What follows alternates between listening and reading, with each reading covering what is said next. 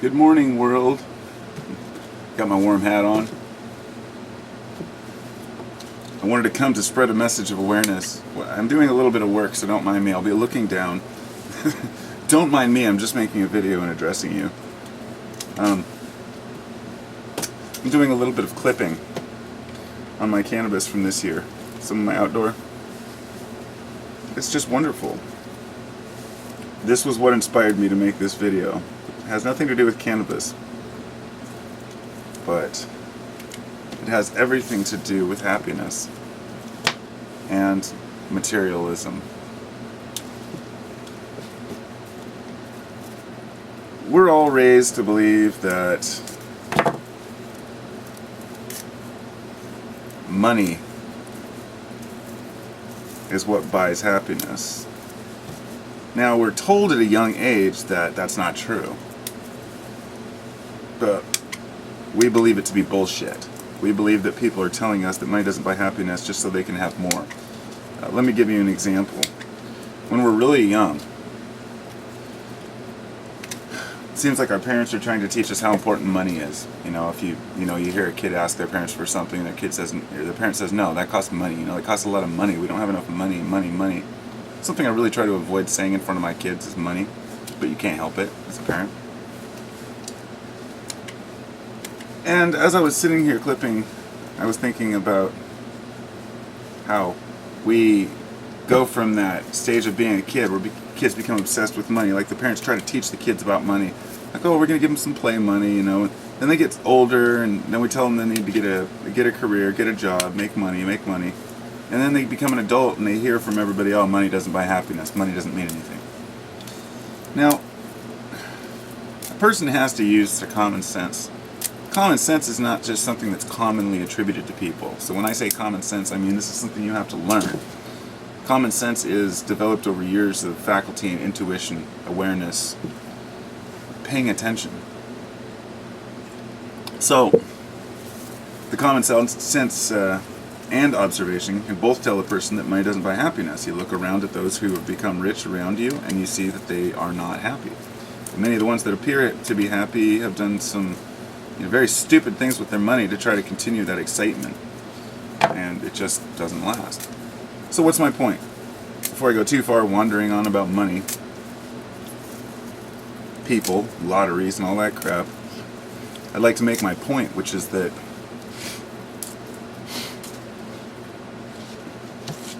money doesn't buy happiness, but as someone said, it sure helps you to live happier in the meantime.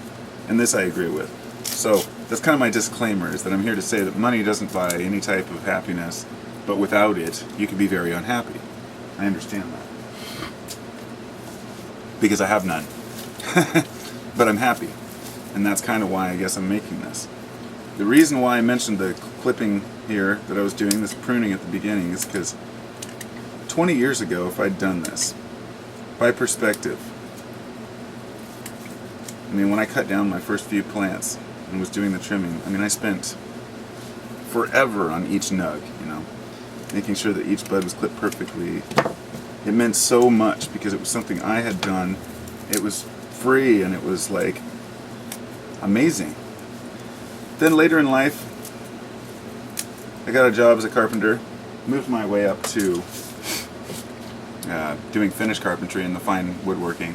And then I started my own business, my own company, and worked for 4 or 5 years as a finish carpenter, trying to bid jobs for people. As a guy who didn't care much for money, a guy who would basically always give the people a deal. I'm always giving deals to people, and it has nothing to do. There's something important point to make, is that some folks give deals to people because they want to be liked. They want to give people things, give people money. I've known people like that growing up. The kids who would hang out with you who maybe took money from their parents or something, that they would always give it away to people. Or this one kid who would always steal weed from his dad. The kid didn't even smoke pot. He was way young. And he just give it away because he knew all the older kids did, and he wanted friends. Well, this is different than that. This is giving out of the kindness of the heart to see people happy, rather than to see the self acquire friends or be happy. And there's a big difference there. only the individual can search in his own soul to know if he's doing things for the right reason or not. But okay, so getting on to my point. Now that I have all this cannabis, it seems like something that's I just take for granted, and every time I try to make it something big and exciting and new and neat. Every year there's bigger and better buds, and it just is the norm. Now, the same way when I worked as a carpenter, I was making something like $9 or $10 an hour, and when I broke away to do my own company. And by the time I was working for myself, I was making about $40 an hour.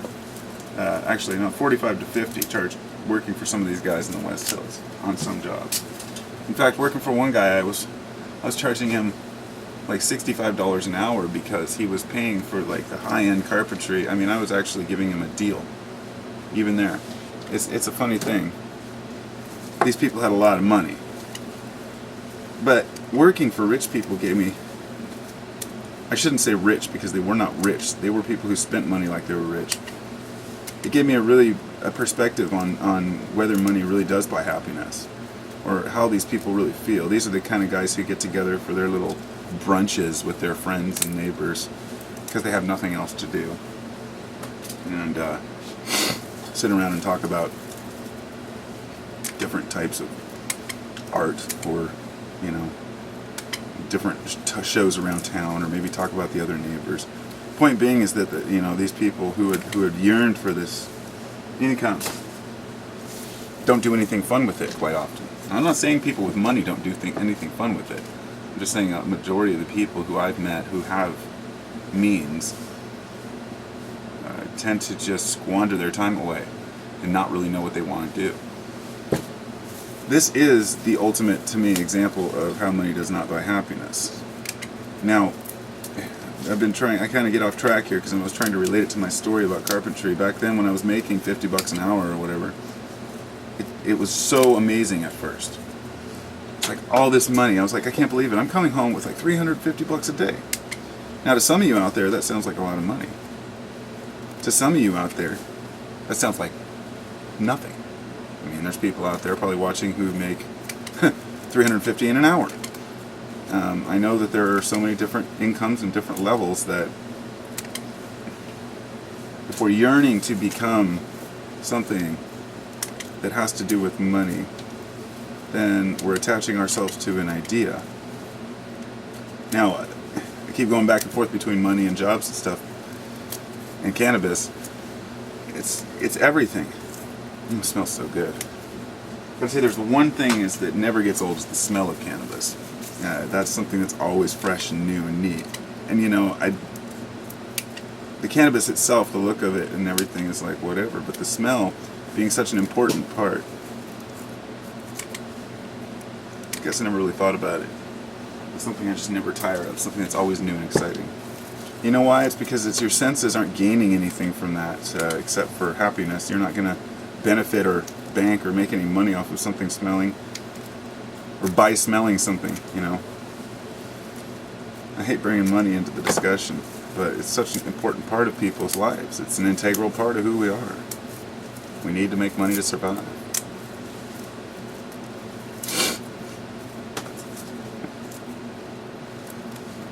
We do whatever we can to get by, but once we have a little excess, we realize it doesn't make us happy.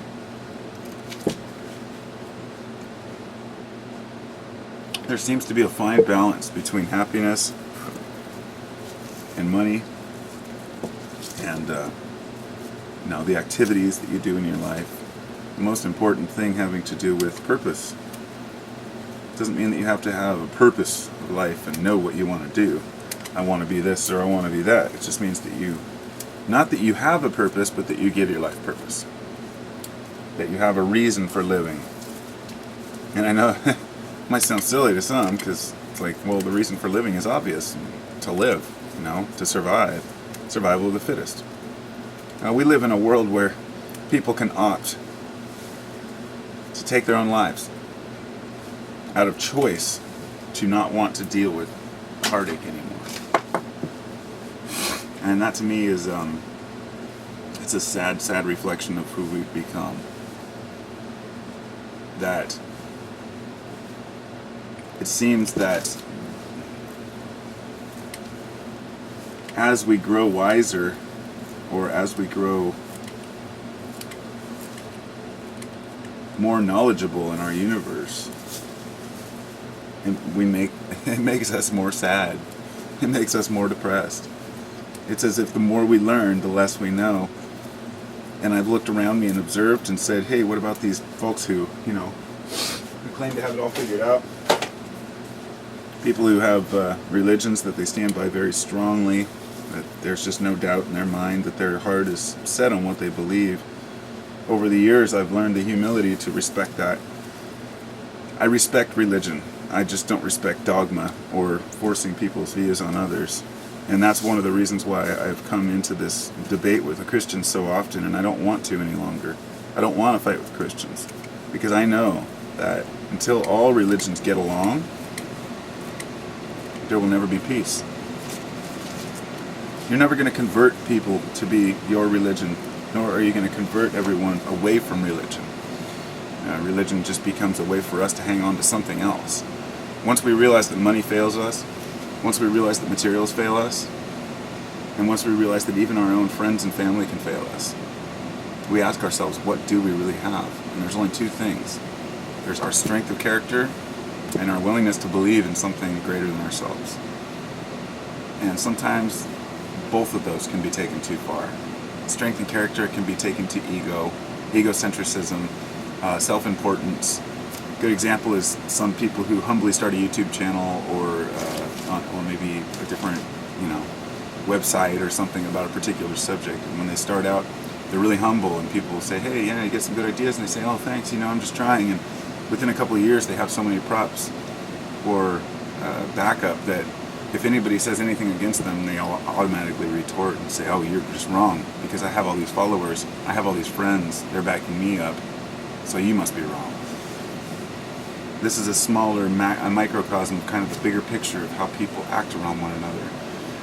That once you have a group mentality, it's easy to cast everybody else to the side.